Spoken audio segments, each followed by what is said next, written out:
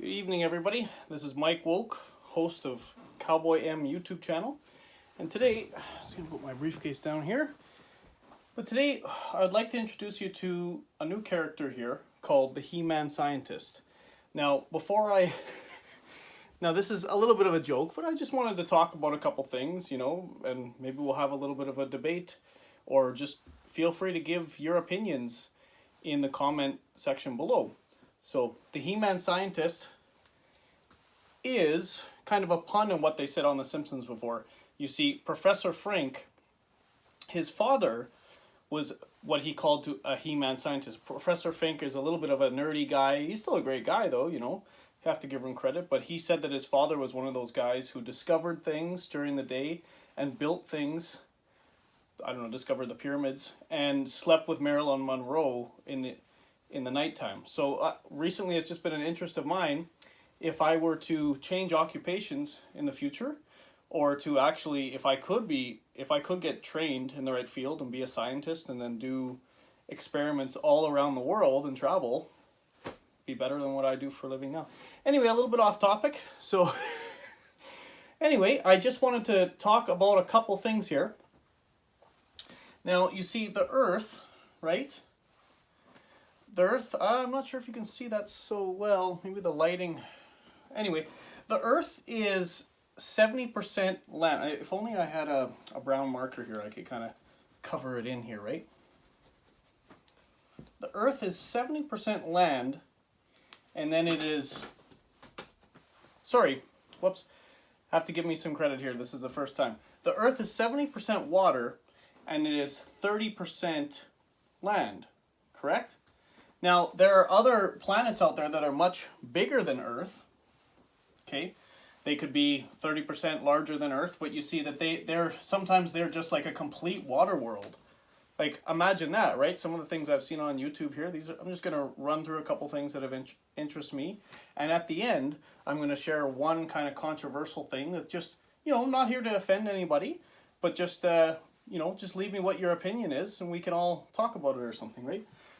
But anyway, there are these water worlds that exist and are larger than Earth, which is kind of interesting because you imagine just having an entire planet full of sea creatures, right? There's another thing that I've also heard, that there's some theories out there that if we had another Earth light years away, also light years is approximately about 6 trillion miles. So instead of saying 6 and then multiplying that each time, it's just easier to say 1 light year, right? So anyway, getting off topic, if there was another Earth that could support life, there would be things that they theorized out there as far as like land whales. They kind of look like they have like a really short kind of elephant trunk. They breathe like real snotty or whatever. But anyway, another thing that also interests me is, let's see, Pluto. Remember, Pluto was always kind of like green and then also like black. It had some blackness to it. I don't know if it had some blue, but regardless, you see the circumference of Pluto itself is actually approximately the landmass of Russia, a country, on our planet Earth here, right? So that was also pretty outstanding. Some interesting topics. Now, another video I had seen, I have to give credit to this gentleman, but he had also said that, what was it? If the universe was a closed-in universe, what did I do the math there? Like my calculator was actually, it couldn't even do, it was too many zeros, but if we calculated, if it was a closed-in universe, it doesn't just go on for infinity, it would be approximately about 37 trillion square miles or something. That's mind-blowing. So another thing I was going to mention is, okay, of course we know that, I guess I don't have a yellow marker here, so let's just use red, okay? Let's just use red for the sun.